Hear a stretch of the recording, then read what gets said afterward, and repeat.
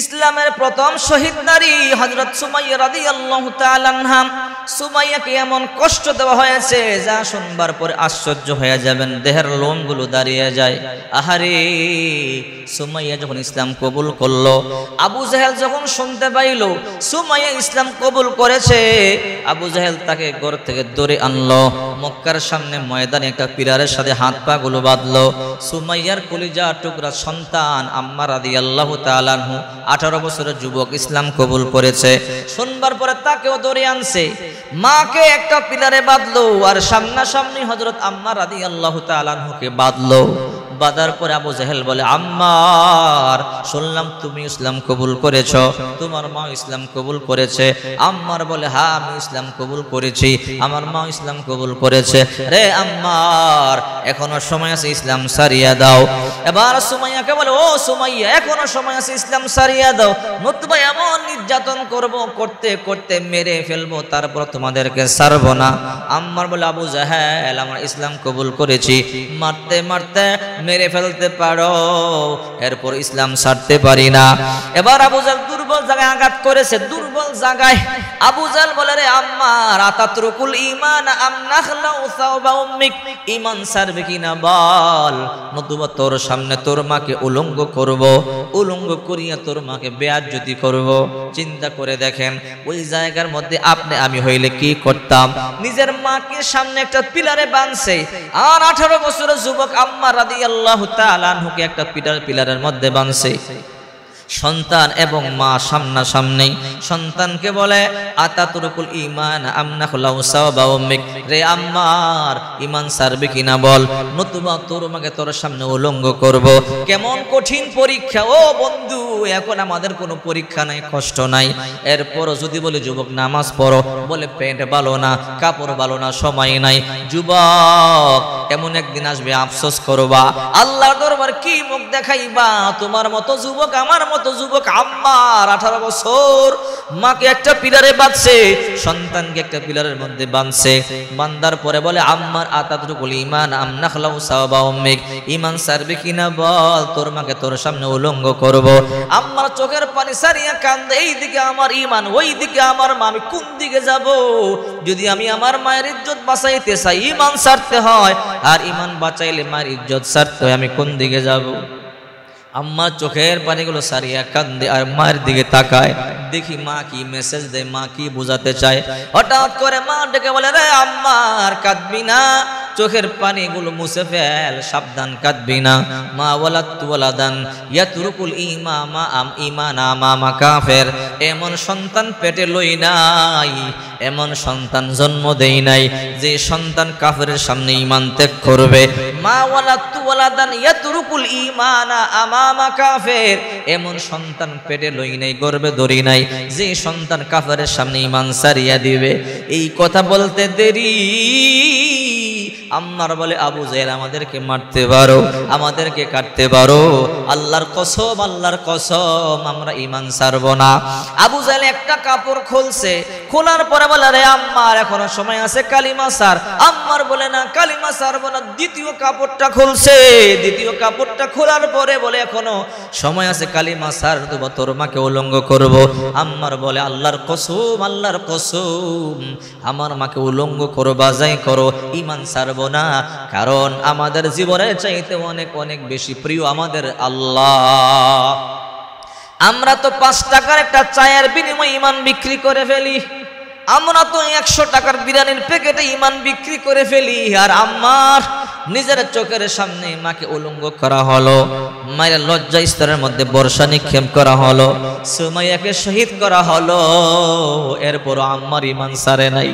যদি ঈমানটা ছাড়িয়া দিত, আবু জাহেল সুমাইয়াকেও ছাড়িয়া দিত, দুইজনে সুখে শান্তিতে থাকতো, কোনো সমস্যা ছিল না। কিন্তু ঈমানের কারণে সুমাইয়াকেও মেরে ফেলা হলো, সুমাইয়াও শহীদ হয়ে গেলেন। ঈমানের কারণে আম্মা রাদিয়াল্লাহু তাআলা আনহুকে অনেক কষ্ট দেওয়া হয়েছে। এমন কষ্ট, আগুনের মধ্যে তাকে ফালানো হইতো, আংরার মধ্যে ফালানো হইতো, গায়ের চামড়া গায়ের রক্ত চর্বি গলে গলে আগুন নিভিয়া যাইতো, এরপর ঈমান ছাড়ে নাই। এত কষ্ট করেছে, কিন্তু দুঃখ ভরা অন্তর নিয়ে বলতে হয়।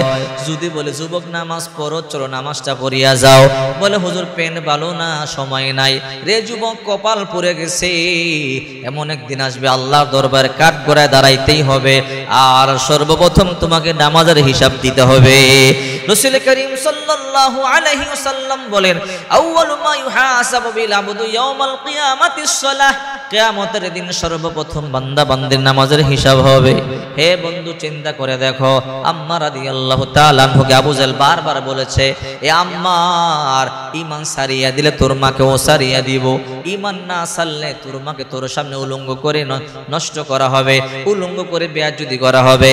আম্মার বলেছে, আল্লাহর কসম, আমার মাকে মারতে পারো, আমার মায়ের কাপড় খুলতে পারো, উলঙ্গ করতে পারো, ঈমান ছাড়তে পারি না। ঈমানদার যারা, মুমিনদার যারা, তারা মরবে, তাদেরকে কাটবে, এরপর তারা ঈমান ছাড়বে না।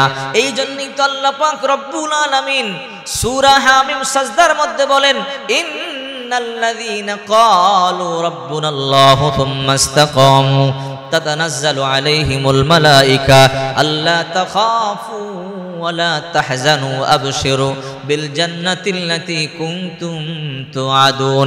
নিশ্চয়ই যারা কথার স্বীকৃতি দিয়েছো আমি আল্লাহ তোমাদের রব, এরপরে যদি তোমরা ইস্তেকামত থাকতে পারো, তুম্মা ইসতাকামু, মারো, কাটো, আগুনে পোড়াও, যাই করো, ফাঁসির মঞ্চে ঝুলাও, এরপর আল্লাহর দিন থেকে চুল পরিমাণ নড়ে দাঁড়াবো না, এইরকম ইস্তেকামত যদি থাকতে পারো, তাহলে তাতানাজ্জালু আলাইহিমুল মালায়েকা, এদের অন্তিম সময়ে আল্লাহ পাক রব্বুল আলামিন ফেরেশতা পাঠাইয়া দেয়। ফেরেশতা এসে কানে কানে বলে, আল্লাহ তাখাফু ওয়ালা তাহজানু, তোমাদের ভয় নাই, টেনশন নাই, ওয়া আবশিরু বিল জান্নাতিল্লাতী কুনতুম তুআদুন, সুসংবাদ গ্রহণ করো ওই জান্নাতের। আল্লাহ তাআলা তোমরা মরতে দেরি হবে, ওই জান্নাতের মধ্যে তোমাদেরকে প্রবেশ করাইতে বিন্দু পরিমাণ দেরি হবে না। সুমাইয়ার মতো ঈমান দরকার, আম্মা রাদিয়াল্লাহু তাআলা আনহুর মতো ঈমান দরকার। বিশ্বনবী মুহাম্মদুর রাসূলুল্লাহ সাল্লাল্লাহু আলাইহি ওয়াসাল্লাম মেরাজে যাইতেছেন, আল্লাহর হাবিব মুহাম্মদুর রাসূলুল্লাহ সাল্লাল্লাহু আলাইহি ওয়াসাল্লাম বলে, রে জিবরাইল, মনে হয় জান্নাতের কাছাকাছি চলে এসেছি, আমি জান্নাতের সুঘ্রাণ পাইতেছি। জিবরাইল বলে, ইয়া রাসূলুল্লাহ, না না, জান্নাত তো বহু দূরে, আপনি তো এখনো পর্যন্ত দুনিয়ার জমিনে আছেন। কি বলো জিবরাইল? ইয়া রাসূলুল্লাহ, আপনি এখন মিশরে আছেন। বলে, আমি জান্নাতের সুঘ্রাণ পাই কেমনে? ওগো আল্লাহর নবী, এই মিশরের জমিনে এমন একটা কবর আছে, ওই কবরটা জান্নাতের সাথে সরাসরি যোগাযোগ ব্যবস্থা আছে, এই জন্য ওই জান্নাতের সুঘ্রাণ পাইতেছেন। বলে, ওটা কার কবর? বলে, ওই যে মা শ্বেতা, তার দুইটা সন্তানকে নিয়ে একই কবরের মধ্যে ঘুমাইছে, ওই মা শ্বেতার কবরটা থেকে জান্নাতের সুঘ্রাণ আসতেছে। যখন মা শ্বেতাকে কবর দেওয়া হয়, আমাকে আল্লাহ তাআলা বলেছে, রে জিবরাইল, তাড়াতাড়ি যা, ওই মা শ্বেতার কবরটা এই জান্নাতের সাথে যোগাযোগ করে দে। আমি মা শ্বেতার কবরটা জান্নাতের সাথে যোগাযোগ করে দিয়েছি, ওই মা শ্বেতার কবর থেকে জান্নাতের সুঘ্রাণ আসতেছে। জিবরাইল বলে, ও, এবার আল্লাহর হাবিব বলে, ও জিবরাইল ভাই, ওই মা শ্বেতাকে কি, তার পরিচয় একটু তুমি আমারে বলবা কি? বলে, হ্যাঁ, আমি অবশ্যই বলবো। এই পৃথিবীর মধ্যে একজন জালেম ছিল, নাম তার ফেরাউন। এই ফেরাউনের একটা কলিজার টুকরা কন্যা ছিল। ফেরাউন যাকে বড় মহাব্বত করত, যাকে বড় ভালোবাসতো, এই ফেরাউনের কন্যার একটা বাদী ছিল, দাসী ছিল, যার নাম মা শ্বেতা। এই মা শ্বেতার কাজ ছিল ফেরাউনের কন্যার খেদমত করা, তার মেয়ের কাপড় চোপড় ধৌত করে দেয়া, তার মেয়ের চুল টুল আশ্রয় দেয়া। একদিন হঠাৎ করে মা শ্বেতা ফেরাউনের কন্যার চুল আশ্রয় দিতেছে, হঠাৎ করে চিরুনিটা হাত থেকে জমিনের মধ্যে পড়ে যায়। ওই মা শ্বেতা বিসমিল্লাহ বলে চিরুনিটা উঠাইছে। ফেরাউনের কন্যা বড় খুশি, বলে, তুমি আমার বাবারে এত ভালো করে প্রভু মানো, আমার বাবার নামে চিরুনিটা উঠাইলাম। এবার মা শ্বেতা বলে, না না, আমি তোমার বাবার নামে শিরোনি উঠাই নাই, আমি বিসমিল্লাহ বলেছি আল্লাহর নাম ওই আল্লাহ, তোমার বাবাকে আল্লাহ বলি নাই, তোমার বাবাকে প্রভু বলি নাই। আরেকটা প্রভু আছে, বলে ওইটা আবার কে? বলে তোমার বাবাকে যে বানাইছে, আমাকে যে বানাইছে, তোমাকে যে বানাইছে, আসমান যে বানাইছে, জমিন যে বানাইছে, এমন একজন প্রভু মুসা নবীর আল্লাহ, ওই আল্লাহর নামে আমি বিসমিল্লাহ বলে শিরোনি উঠাইছি। মুমিন যারা তারা কখনো মৃত্যুরে ভয় করে না। এবার ফেরাউনের কন্যা দৌড়িয়ে গেল, বাবা দুধ কলা দিয়ে সাপ পুষেছি। বলে বুঝলাম না। বলে আমার দাসী মাসেতা তোমারে প্রভু বলে মানে না, সে মুসার প্রভুরে প্রভু বলে মানে। চিরুনি পড়ে গেছে হাত থেকে, বিসমিল্লাহ বলে উঠাইছে। আমি ভাবলাম তোমার নামে উঠাইছে, তোমার নাম প্রভু, তোমার নাম সম্মান করে উঠাইছে। বলে না না, বলে ওই প্রভু যে মুসারও প্রভু, যেই প্রভু আসমান বানাইছে, জমিন বানাইছে, তোমাকে বানাইছে, আমাকে বানাইছে, ওই প্রভুর নাকি গোলামি করে। ফেরাউন বলে পুলিশ বাহিনী যাও, ধরে নিয়ে আসো। ধরে নিয়ে আসলো মাসেতা, অনেক দিন ধরে আমার বাড়িতে আসো, তোমারে বড় ভালোবাসি, আদর করি, যত্ন করি। রে মাসেতা এখনো সময় আছে, কালিমা সারিয়া দাও, ঈমান সারিয়া দাও, নতুবা এমন শাস্তি দিব ঈমান সারতে বাধ্য করব। ঈমানদার যারা বিপদে পড়লে ঈমান আলো জ্বলে উঠে, দাও দাও করে আগুন জ্বলে উঠে, ঈমানের আগুন। বলে না না, আমারে মারতে পারো, কাটতে পারো, ঈমান সারতে পারি না। বলে তাই নাকি? বলে হ্যাঁ। বলে বিশাল বড় পাতিলের মধ্যে আগুন গরম, এবার তৈল গরম করো। বিশাল বড় পাতিলের মধ্যে তৈল গরম করা শুরু হয়ে গেল। তৈলগুলো যখন টকবক করে ফুটতেছিল, এবার ফেরাউন বলে ও মাসেতা এখনো সময় আছে, তাড়াতাড়ি তুমি ঈমান সারিয়া দাও, নতুবা তোমাদেরকে তোমার 2 সন্তান সহ তৈলের মধ্যে সারা হবে। এইবার মাসেতা বলে ফেরাউন আমারে মারতে পারো, আমাকে আগুনের মধ্যে ছাড়তে পারো, আল্লাহর কসম কসম ক্লিয়ার করে বলি, কিন্তু ঈমান নামক দৌলত অন্তর থেকে ছাড়তে পারি না। এই কথা বলতে দেরি ফেরাউন নামক জালেম মাসেদার বড় কন্যা সন্তানটাকে দরিয়া ঢিল মারিয়া গরম উত্তপ্ত তৈলের মধ্যে সারিয়া দিল। মুহূর্তের মধ্যে কন্যা সন্তানটা বাজা বাজা হয়ে গেল। মুহূর্তের মধ্যে কাঠ খড়ির মধ্যে বাসা শুরু করে দিল। মুহূর্তের মধ্যে শহীদ হয়ে যায়। মাসেতা সন্তান হারাইয়া চোখের পানিগুলো সারিয়া কান্দে। ফেরাউন বলে রে মাসেতা এখনো সময় আছে, বহুদিন তুমি আমার বাড়িতে কাজ করেছ, তোমার প্রতি আমার একটু মায়ার মহাব্বত আছে। রে মাসেতা এখনো সময় আছে, তুমি ইসলাম সারিয়া দাও, অথবা তোমাকে গরম তৈলের মধ্যে সারিয়া দেওয়া হবে। মাসেতা বলে না না, আমি ঈমান ছাড়বো না। বলে তোমার কন্যা সন্তানকে যেমন ছেড়ে দিয়েছি, তোমাকেও কিন্তু আগুনের মধ্যে ছেড়ে দেব। বলে আমি কোনো ভয় করি না, মুমিনরা মৃত্যুরে ভয় করে না। এই কথা বলবার পরে ফেরাউন মাসেদার দুধের একটা বাচ্চা ছিল কোলের মধ্যে, দুধের বাচ্চা, পিতা মাতার কাছে দুধের বাচ্চা কিন্তু মায়াবী হয়, কারণ প্রতিটা মা বাবা দুধের বাচ্চারে বেশি ভালোবাসে। কারণ দুধের বাচ্চা একা একা চলতে পারে না, একা একা খাবার খেতে পারে না, একা একা প্রস্রাব পায়খানা করতে পারে না, একা একা পরিষ্কার করতে পারে না। এই জন্য মা বাবা দুধের সন্তানকে বেশি ভালোবাসে, বড় মুহাব্বত করে, কারণ সে একা একা কিছুই করতে পারে না। দুধের বাচ্চাটা টান দিয়া এবার উত্তপ্ত ওই যে টকবকে গরম তৈলের মধ্যে ছেড়ে দিল। দুধের বাচ্চাটাও মুহূর্তের মধ্যে বাজা বাজা হয়ে গেল, রক্ত গোশতগুলো একদম খসে খসে গেল। মাসেদা চোখের পানিগুলো সারিয়ে কান্না শুরু করে দিল। আহারে আমার দুধের সন্তানটাকে পর্যন্ত সার দিল না। এইবার ফেরাউন বলে ও মাসেদা তোমার 2 সন্তানকে আগুনের মধ্যে ছেড়ে দিয়েছি, এইবার তোমাকেও ছেড়ে দিব। তুমি যদি কালিমা না আসর, ঈমান না আসর, তোমাকেও ছেড়ে দিব। ছোট মেয়েটা আগুন থেকে ডেকে বলে মা তুমি কান্না করবা না, চিন্তা করবা না, ভয় পাবা না মা, তৈলের মধ্যে জাপ দেও রো মা। দেখতেছো গরম তৈল, আসলে গরম তৈল না রে মা, জান্নাতের ফুলের বাগান, তুমি লাভ দিতে দেরি হবে, আল্লাহ তাআলা তোমাকে জান্নাতের মেহমান বানাইতে বিন্দু পরিমাণ দেরি করবে না। এবার ফেরাউন বলে ও মাসেদার সময় আছে, কালিমা ছাড়ো। কয় না না কালিমা ছাড়বো না। মাসেদার হাত পাগুলো বাঁধা হলো। ও মাসেদা তোমাকে আগুনের মধ্যে ছেড়ে দেওয়া হবে। আমার বাড়িতে অনেক দিন ছিলা, তোমার কোনো আশা থাকলে বলো, তোমার কোনো মনের মধ্যে তোমার চিন্তা চিন্তা থাকলে বলো, তোমার আশা পূরণ করা হবে। মাসেতা বলো, ও জালেম ফেরাউন, তোমার কাছে চাওয়ার মতো কোনো কিছু আমার নাই, তোমার মতো জালেমের কাছে আবার আমি কি চাবো? তোমার কাছে চাওয়ার মতো আমার কোনো কিছু নাই। তবে যদি তুমি আমাকে মারিয়েই ফেলো, আমার কোনো দুঃখ নাই, আমার কোনো আপত্তি নাই, আমি আমার রবের জন্য মরতে পারি, আমি আমার রবের জন্য ঈমান দিতে পারি। কান খাড়া করে শোনো, যদি তুমি আমাকে একটু সহযোগিতা করতেই চাও, আমাকে যখন তৈলের মধ্যে ছাড়িয়া দিবা, আমিও যখন গুনাহ হয়ে যাব, আমার দুইটা সন্তানের হাড় গুড়গুলা আর আমার হাড় গুড়গুলো একসাথে একটা মাটির মধ্যে দাফন করে দিবা, একটা কবরস্থানে দাফন করে দিবা। কারণ কিয়ামতের ময়দানে আমি আল্লাহর দরবারে আমার দুইটা সন্তানকে নিয়ে একসাথে দাঁড়াতে চাই। ফেরাউন বলল, যাও, তোমার কথা মানা হবে। জিবরাইল বলে, ইয়া রাসূলুল্লাহ। তখন ফেরাউন মাসে থাকেও যখন আগুনের মধ্যে গরম তৈলের মধ্যে ছেড়ে দিল, মুহূর্তের মধ্যে বাজা বাজা হয়ে গেল, দেহের গোশতগুলো খসে গেল, বাজি বাজি হয়ে গেল। এইবার মাসেতা এবং তার দুইটা সন্তান, তিনজনের হাড় গোড়গুলো একটা কবরের মধ্যে দাফন করা হয়। ওগো আল্লাহর নবী, যে কবরের মধ্যে তাদের হাড় গোড়গুলো দাফন করা হয়, এটা হলো এই কবর।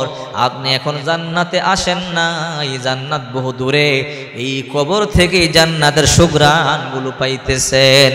আল্লাহর হাবিব একটু দাঁড়ালেন আর চোখের পানিগুলো সারিয়া কাঁদলেন। আহারে, ইসলামের জন্য তারা এত কষ্ট করেছে, ইমানের জন্য তারা এত কষ্ট করেছে, আর আমরা 5 টাকার এক কাপ চা খাই ইমান বিক্রি করে ফেলি। ভোট তো আপনাকেই দিব, আপনার মতো ভালো মানুষ আবার কেউ আছে নাকি? আবার আরেকজন 100 টাকা দিয়ে বিরিয়ানি খাওয়াইলো, ভোট তো আপনাকেই দিব, আপনার মতো ভালো মানুষ আর কেউ আছেন? একজন চোরকে আপনি ভালো মানুষ বলিয়া দিলেন, আরেকজন 500 টাকার নোট ধরাইয়া দিল, আপনার মতো ভালো মানুষ আবার কে আছে? ভোট তো আপনাকেই দিব। এইরকম বলে বলে 5 টাকা দিয়ে আপনার ইমান বিক্রি করে ফেললেন। আল্লাহর দরবারে কি জবাব দিবেন? আহারে গন্ড মূর্খ মাসেতা, যদি তার ইমান এমন হতে পারে, আর আমাদের ইমান কেমন হওয়া দরকার? সে তো মুসা নবীর উম্মত, আর আমরা শেষ নবী মুহাম্মদুর রাসূলুল্লাহ সাল্লাল্লাহু আলাইহি ওয়াসাল্লামের উম্মত।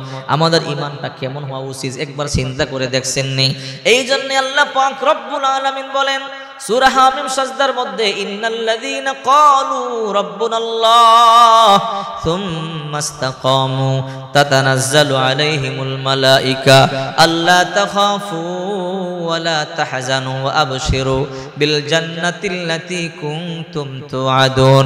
নিশ্চয় যারা ঈমান এনেছো এবং একতার স্বীকৃতি দিয়েছো আমি আল্লাহই তোমাদের রব, এর উপরে ইস্তেকামত থাকতে পারো। যদি ইস্তেকামত থাকতে পারো, কাউকে ভয় করি না, টেনশন করি না, মারতে পারো, কাটতে পারো, জালেমকে ভয় করি না, জুলুমকে ভয় করি না, অত্যাচারকে ভয় করি না, ফাঁসিকে ভয় করি না, অন্যের মাথা নত করব না। ইস্তেকামত থাকতে পারলে তাতানাজ্জালু আলাইহিমুল মালায়েকা, অন্তিম সময় ফেরেশতারা আসে, ইন্তেকালের সময় এসে কানে কানে বলে, আল্লাহ তাখাফু ওয়ালা তাহজানু, ও আল্লাহর বান্দা বান্দি টেনশন করবেন না, চিন্তাও করবেন না, ও আবশিরু বিল জান্নাতিল্লাতী কুনতুম তুআদুন, মরতে দেরি হবে, আল্লাহর তৈরি জান্নাতে প্রবেশ করতে দেরি হবে না। এই জন্য বলি, হে যুবক ভাই, নামাজ পড়ে, এখন তো নামাজ পড়তে কষ্ট হয় না। সাহাবায়ে কেরাম যখন নামাজ পড়তো, পিছন থেকে তীর মারতো, পিছন দিয়ে ঢুকিয়া বুক দিয়ে বের হয়ে যেত, এরপরও সাহাবায়ে কেরাম নামাজ ছাড়তো না। আল্লাহর নবী রাহমাতুল লিল আলামিন যুদ্ধের ময়দান থেকে আসতেছেন মদিনার দিকে, রাসূল করিম সাল্লাল্লাহু আলাইহি ওয়াসাল্লাম যখন যাইতেছেন, প্রতিমধ্যে রাত্রি হয়ে গেল। আল্লাহর হাবিব বলেন, 2 জন পাহারাদার দাঁড়াও, কে পাহারা দিবা? আমি নবী তাদেরকে জান্নাতের সুসংবাদ দিলাম। 2 জন সাহাবী দাঁড়ালো, একজন আনসারী সাহাবী, একজন মুহাজির সাহাবী। যিনি আনসারী সাহাবী নাম তার আব্বাদ ইবনে বশির রাদিয়াল্লাহু তাআলা আনহু, আর মক্কার মুহাজির সাহাবী যিনি আম্মার ইবনে ইয়াসির রাদিয়াল্লাহু তাআলা আনহু, আম্মার রাদিয়াল্লাহু তাআলা আনহু। একটু আগে যার কথা বললাম, সুমাইয়া রাদিয়াল্লাহু তাআলা আনহার সন্তান আম্মার, 2 জন দাঁড়াইয়া গেলেন, ওগো আল্লাহর হাবিব, আমরা পাহারা দিব, আমরা জীবনকে ভয় করি না, আপনি ওয়াদা দিলেন জান্নাতের ওয়াদা, আমরা জান্নাতে যাব। রাসূল বললেন, হ্যাঁ তোমরা পাহারা দাও, আমি জান্নাতের ওয়াদা দিলাম। আল্লাহর হাবিব সাহাবায়ে কেরামদেরকে নিয়ে ঘুমালেন।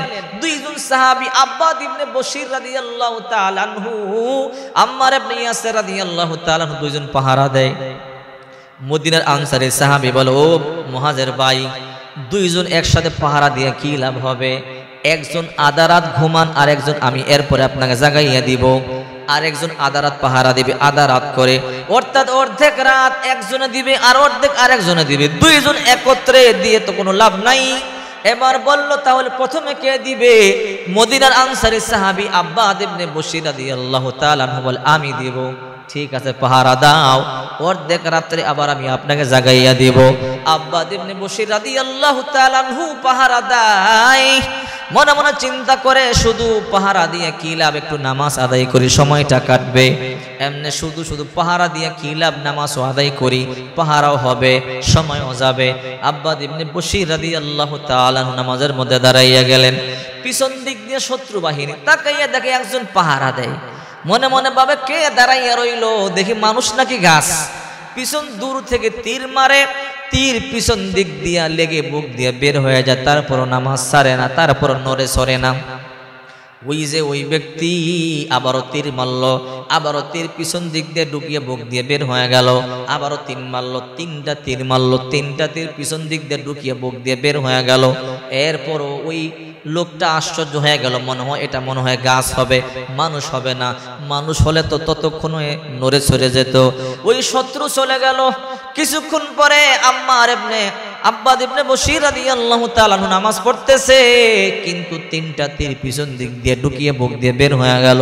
এরপর নামাজ ছাড়ে না। কিছুক্ষণ পরে নামাজের মধ্যে চিন্তা আসলো, কিরে, আল্লাহর হাবিব তো আমাকে পাহারাদার নিযুক্ত করেছে, আমাকে নামাজ পড়বার জন্য বলে নাই। যদি শত্রু ঢুকিয়ে আক্রমণ করে আমি কি জবাব দিব? তাই দ্রুত সালাম ফিরাইয়া নামাজ শেষ করে ফেললেন।